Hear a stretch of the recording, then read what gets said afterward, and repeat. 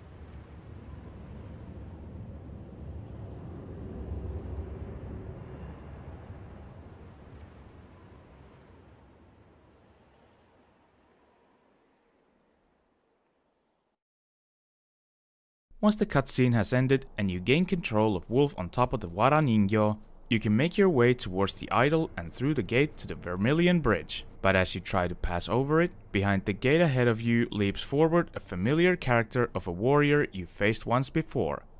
This is a visual guide on how to defeat the true corrupted monk.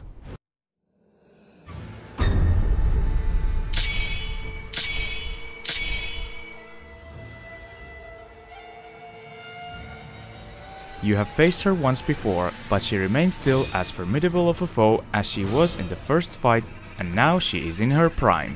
So I hope you remember her attacks and tactics well from the first fight, since she uses many of the same attacks and patterns in this fight, and later on some new ones as well. And as you might have noticed, she is the first boss to have 3 death blows required to beat her for good. Her moveset is practically the same as in the first fight against the illusion version in the Mibu Village, so if you want to see the moves explained in more detail, check out the first video.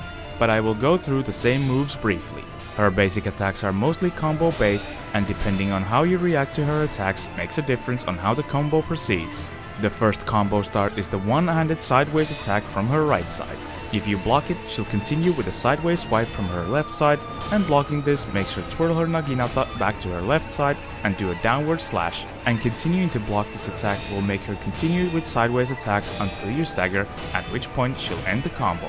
Overall, all of her combos work the same, where if you block all the attacks, she'll proceed to spam you with regular attacks until your posture maxes out and you stagger, and usually at that point she'll end the combo, unless you staggered during one of her first attacks, where she might continue and punish you after staggering. The combo is very much the same if you deflect it up until the third attack, but after that, if you deflect the attacks, she'll either use a perilous thrust attack or finish up with an attack where she first pushes with the shaft, after which she finishes the combo with an upwards diagonal swing from her left side that deals high damage. The second combo starts with the corrupted monk doing an upwards diagonal slash from her right side. If you deflect it, she'll immediately follow up with a sideways attack from her left side. After this, she might follow up with the push and swing attack.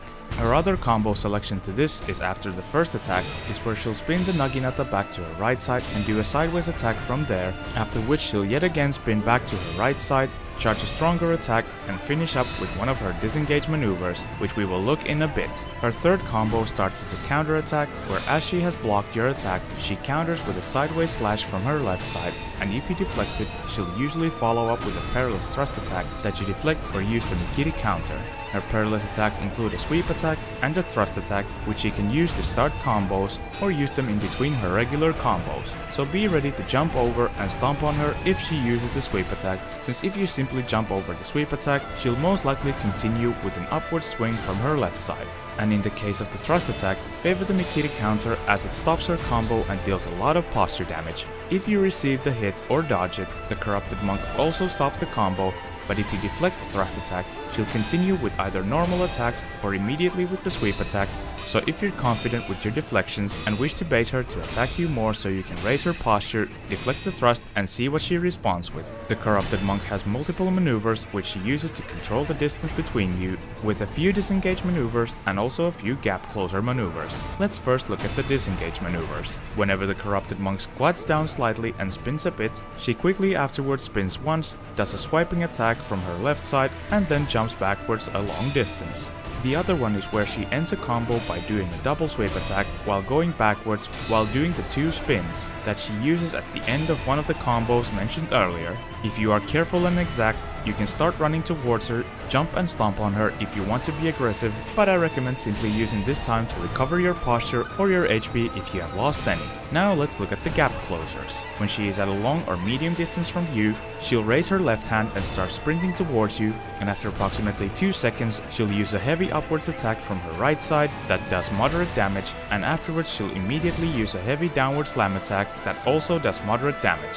So if you get hit by the first attack, be sure to quickly roll out of the second attack's way, otherwise the combined amount is massive damage. But be wary that if you move closer to her when she is running, she'll shorten the sprint if you are next to her after she has sprinted for 1 second and then immediately execute the attack.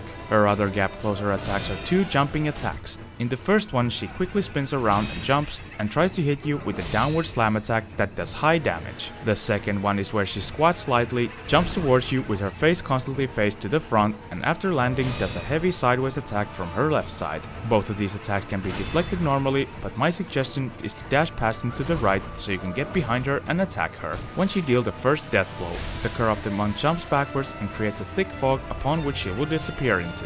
After 2 seconds, 3 shadowy clones of the monk will appear, each dealing 1 single strike before they all vanish again.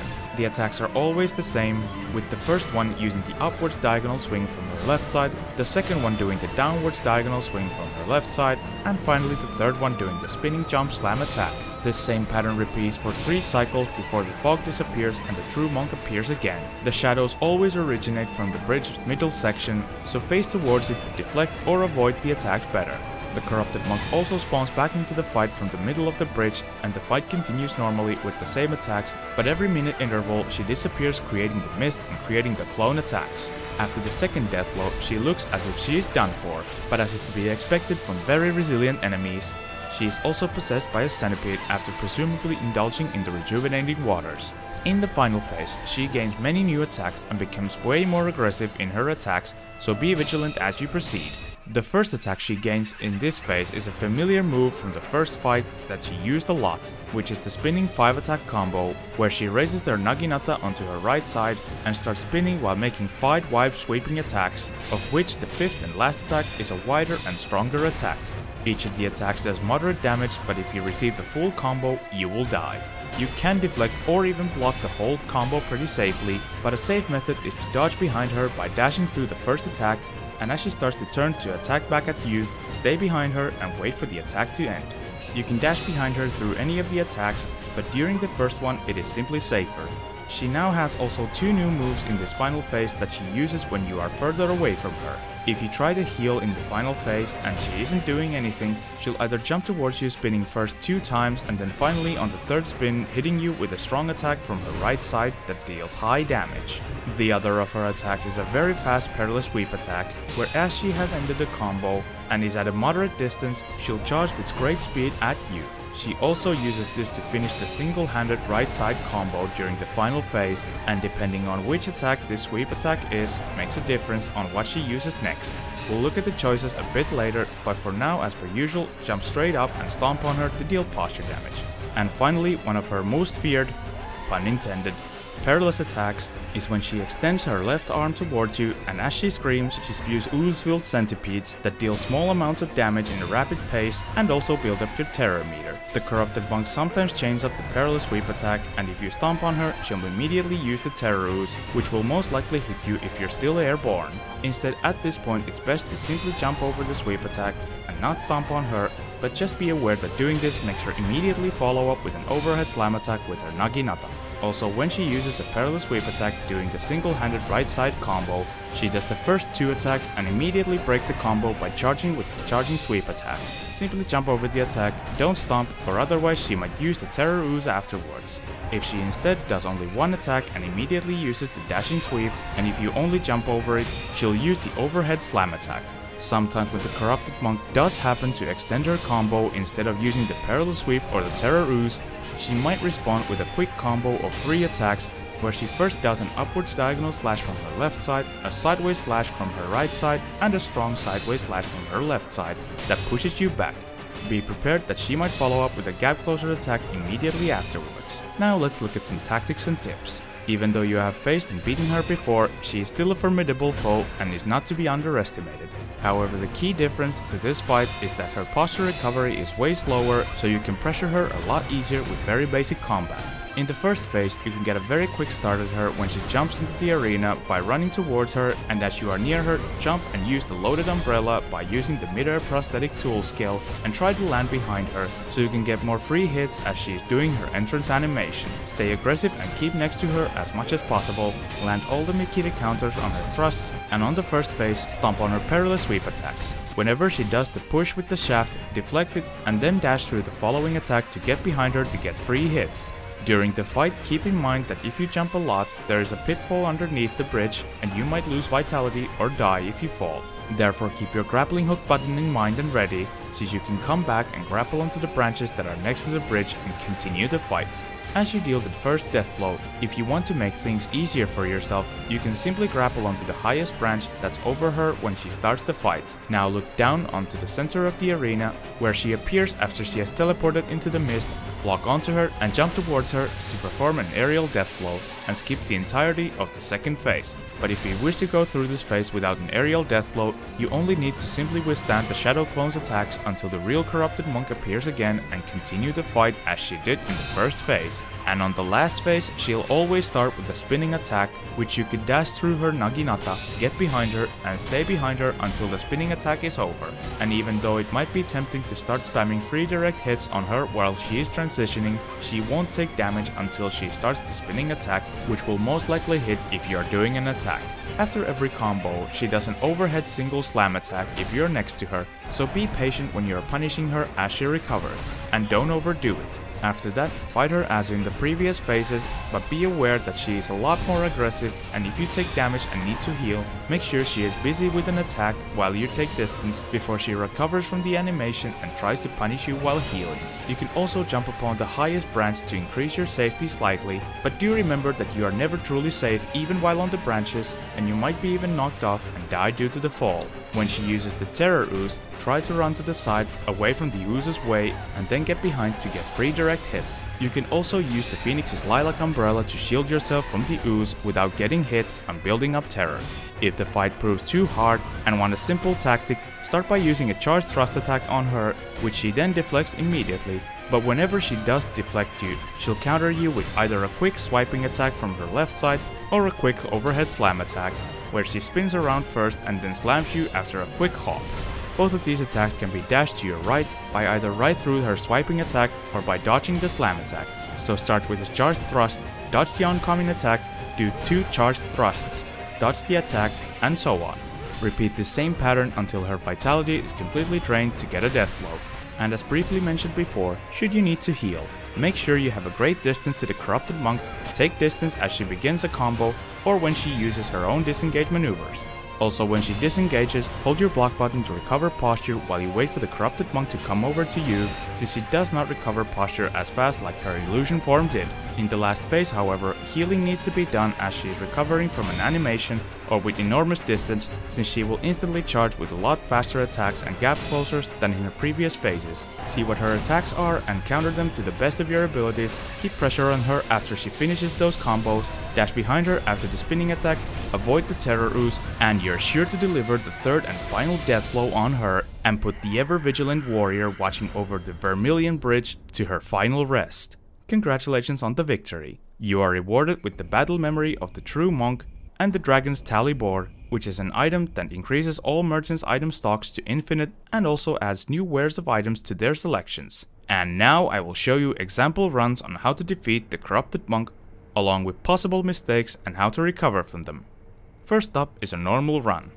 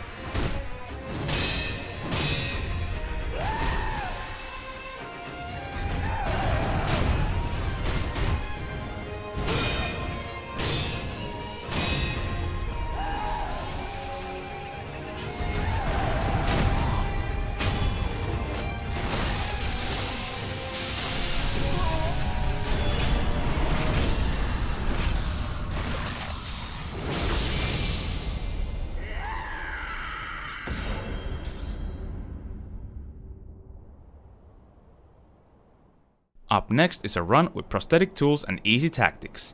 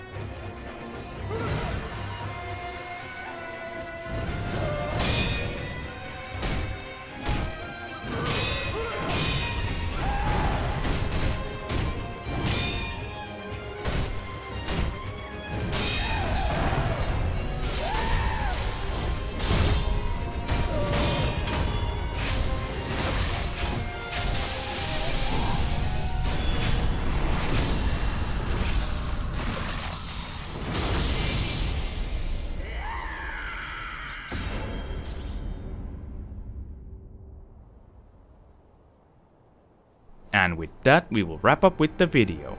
You have now defeated the corrupted monk once and for all and gained access to the Fountainhead Palace, where the destination of your journey lies and where your quest will soon become to an end. I hope this video was of help. Leave a like if it was, subscribe for more, and if you have any questions or comments, let me know in the comments below. Thanks for watching, stay vigilant, and I'll see you next time! Fight, fight, fight if you wanna live long! See the mud of Africa. Fight, fight,